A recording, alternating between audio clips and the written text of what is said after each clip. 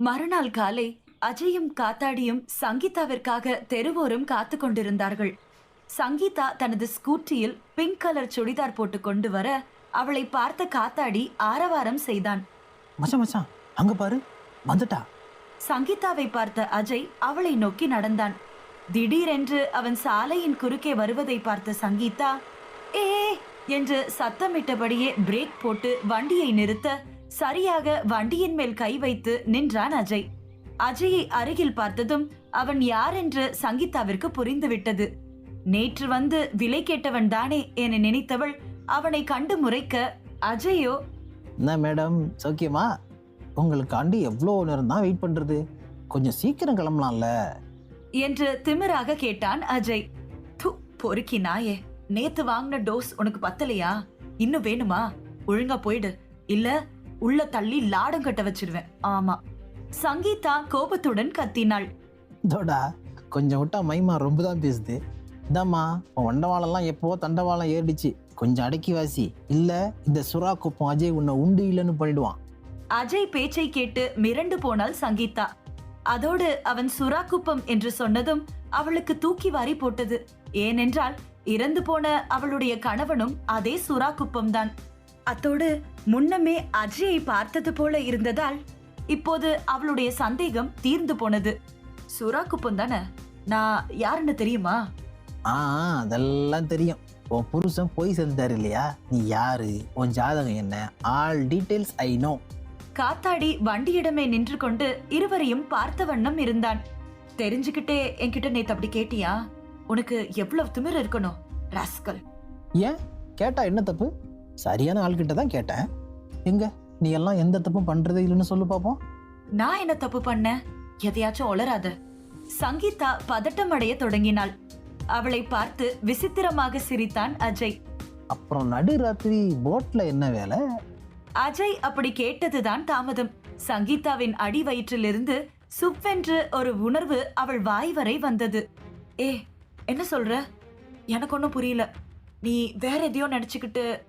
அவள் சொல்லும் போதே தனது மொபைலை எடுத்து அதில் அந்த வீடியோவை ஓபன் செய்து அவள் முன் காட்டினான் அஜய். அதை பார்த்ததும் சங்கீதாவிற்கு மயக்கமே வருவது போல் இருந்தது. அந்த வீடியோவில் அன்று அவளும் கண்ணனும் கடற்கரையில் கிடந்த படகில் ஒன்றாக இருந்தது படம் பிடிக்கப்பட்டுள்ளதை அறிந்ததும் அவளுக்கு இதயம் துடிப்பது காது வரை கேட்டது. கால்கள் எல்லாம் நடுங்க ஆரம்பித்து விட்டன. தொண்டை வறண்டு போய் மூச்சு திணறியது. மிரட்சியுடன் நிமிர்ந்து அஜயை பார்த்தாள். அவன் அதே ஏளன சிரிப்புடன் கேட்டான், என்ன படம் எப்படி இருக்கு? சும்மா சீனா எடுத்திருக்கேனா? ஆனாலும் சும்மா சொல்லக்கூடாது, நீ சரியான கட்டதான். பாவம், உன் புருஷனுக்கு பெருசா கொடுத்து வைக்கல, அதான் அல்பாயுஸ்ல போயிட்டான். ஆனா இன்னொருத்தன் தான் பூந்து விளையாடுறன. பாப்பா பாப்பா என்னமா செய்யறான். மிகவும் கொச்சையாக பேசினான் அஜய். பயத்தில் உதறி கொண்டிருந்த சங்கீதாவிற்கு கண்ணீர் தாரை தாரையாக கொட்ட தொடங்கியது. அவளுக்கு அடுத்து என்ன பேசுவதென்று தெரியவில்லை. நான் சொல்றத அமைதியா கேட்டு நடந்துக்கணும். இல்லைன்னா இந்த வீடியோ உன் சொந்தக்காரங்க கிட்ட எல்லார்கிட்டையும் போய் சேரும். கொஞ்சம் யோசிச்சுப்பாரு. அப்புறம் நான் கேட்ட மாதிரி போறவன் வர்றவன்லாம் உன்னை ஐட்டோன்னு நினைச்சுக்கிட்டு ரேட் கேட்பான். என்ன சொல்றது புரிஞ்சுதா? தனது முகத்தை கொடூரமாக மாற்றிக்கொண்ட அஜய் சங்கீதாவை மிரட்டும் தொனியில் கேட்டான். அதற்கு எச்சில் விழுங்கியபடியே அவள் சரி என்று தலையாட்ட, அதன் பின் அவள் தோளை பிடித்து அவளுடைய வண்டியில் அவள் பின்னே ஏறி அமர்ந்த அஜய், அமைதியா சொல்ற இடத்துக்கு வண்டியை விடு என்றான். இப்போவே வா. ஆமா, இப்பவே என் கூட வந்துதான் ஆகணும். அவன் மிரட்ட சங்கீதா வேறு வழியின்றி வண்டியை ஸ்டார்ட் செய்து கிளம்பினாள். அவள் பின்னரே காத்தாடி அவர்களின் வண்டியில் வந்தான்.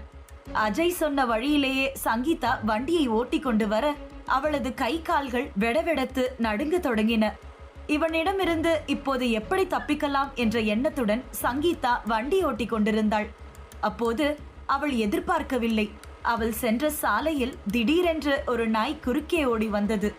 பக்கத்தில் மணல் கொட்டி கிடந்தது. கன நேரம்தான் சங்கீதா சிந்தித்தாள். நாயிடமிருந்து தப்பிப்பது போல ஹேண்ட்பாரை வேகமாக திருப்பினாள். அவளது வண்டி கட்டுப்பாட்டை இழந்து அங்கே கிடந்த மணல் அருகே சரிந்து விழுந்தது. சங்கீதா திட்டமிட்டே வண்டியை அங்கே விட்டதால் தார் ரோட்டில் விழாமல் மணல் குவியல் மீது தாவி விழுந்தாள். அஜய் தார் சாலையில் பாதி மணல் மீது பாதி என்று விழுந்து கிடந்தான். பின்னால் வண்டி ஓட்டி கொண்டு வந்த காத்தாடி ஓடி வந்து கீழே விழுந்து கிடந்த சங்கீதாவின் வண்டியையும் அஜயையும் தூக்கிவிட்டான். அஜய் சற்று தொலைவில் கிடந்த சங்கீதாவை பார்த்தான். அவள் காலை பிடித்து கொண்டு அழுது கொண்டிருந்தாள். ஐயோ அம்மா, வலிக்குதே. சங்கீதாவிடம் வந்த அஜய் அவளை மிரட்டினான். இப்படி வலிக்குதுன்னு சீன் போட்டா உன்னை விட்டுடுவேன்னு நினைக்கிறியா? எனக்கு வலி தாங்க முடியல, கொஞ்ச நேரம் அமைதியா இருக்கியா? சங்கீதா வலி தாங்க முடியாத எரிச்சலில் கத்தினாள். அஜயும் காத்தாடியும் ஒருவரையொருவர் பார்த்து கொண்டார்கள். அப்போதுதான் காத்தாடி அஜயின் காலை பார்த்தான். அவனது முட்டிக்கால் தேய்ந்து ரத்தம் வழிந்து கொண்டிருந்தது. மச்சான், உன் காலை பாடுறா, ரத்தம் வருது. அதை பார்த்து பொருட்படுத்தாத அஜய், இதெல்லாம் ஒரு காயமா? இதை விட பெரிய காயத்தெல்லாம் பார்த்துருக்கோம் என்று காத்தாடியிடம் கூறிவிட்டு சங்கீதாவிடம் குனிந்தான். ஏய், இப்போ நாங்க சொல்ற இடத்துக்கு வர்றியா இல்ல நான் வீடியோவை எல்லாருக்கும் ஃபார்வர்ட் பண்ணட்டா? சங்கீதா தன்னை நிதானித்து கொண்டு அஜயை பார்த்தாள். இங்க பாரு, எனக்கு என்னோட மானம் முக்கியம். நீ சொல்றத கேட்டுதான் நான் வண்டியை ஓட்டிக்கிட்டு வந்தேன். நாய் குறுக்க வந்ததுக்கு நான் என்ன செய்வேன்?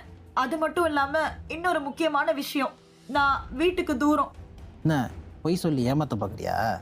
நீ என்ன வீடியோ காட்டி மிரட்டினப்போ என்ன செய்யறதுன்னு தெரியல, இப்போதான் ஞாபகம் வந்துச்சு.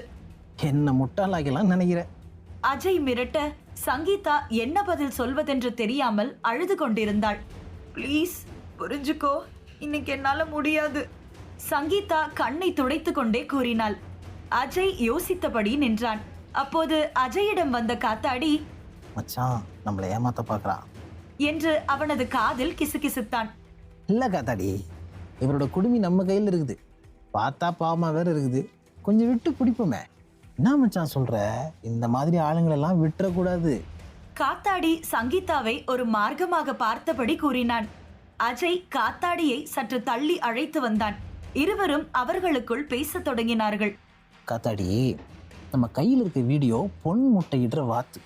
காத்து இருந்து பொறுமையா காய் நகர்த்தினா நமக்கு வேணுங்கிறப்ப சங்கீதாவும் கிடப்பா, அவளோட ஆள்கிட்ட இருந்து லம்பா பணத்தையும் கறந்து வாழ்க்கையில செட்டில் ஆயிடலாம். என்ன சொல்ற? காத்தாடி எதுவும் சொல்லாமல் அமைதியாக நின்று கொண்டிருந்தான். பிறகு, உன்னோட இஷ்டம் மச்சான், ஆனா கை வரைக்கும் வந்த கிளியை அனுபவிக்காம மிஸ் பண்றோம்னு தான் எனக்கு கவலையா இருக்கு என்று வருந்தினான். எப்படி இன்னும் 3-4 நாள் தானே, பார்த்துக்கலாம் விடு. அஜய் காத்தாடியிடம் சொல்லிவிட்டு சங்கீதாவிடம் வந்தான். அவள் தன் உடலில் ஒட்டியிருந்த மணலை துடைத்துவிட்டு தன் வண்டியிடம் நின்று கொண்டிருந்தாள். அவள் கண்களில் கண்ணீர் மட்டும் நின்ற பாடில்லை. இங்க பாரு, உனக்கு இது மட்டும்தான் சான்ஸ். அடுத்த வாரம் நான் கூப்பிடும்போது மறுப்பு சொல்லாம நீ வரணும். அப்படி வரல, உன் மானம் இன்டர்நேஷனல் அளவுல கப்பல் ஏறிடும், பார்த்துக்கோ. சங்கீதா கண்ணை துடைத்து கொண்டு அப்பாடா என்று பெருமூச்சு விட்டாள். சங்கீதாவிடம் அவளது மொபைல் நம்பரை வாங்கி கொண்ட அஜய் அவனது நம்பரையும் அவளிடம் கொடுத்தான்.